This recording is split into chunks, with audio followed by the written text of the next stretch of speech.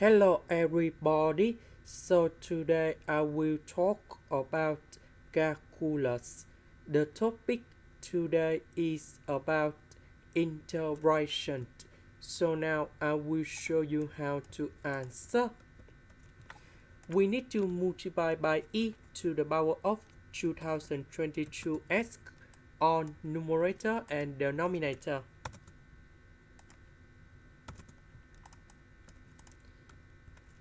So this one multiply by number 1 and this one.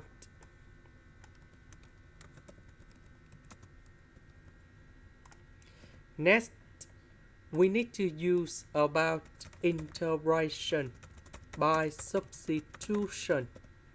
So I will put about u equals to this one. Later that we do first the derivative for the both sides.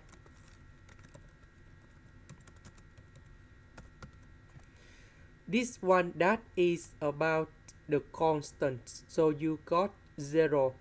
This one that is about this one. Because we don't have 2022, so we need to divide both sides by 2022.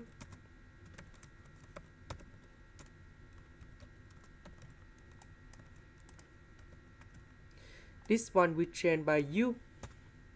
This one with the s we change by this one.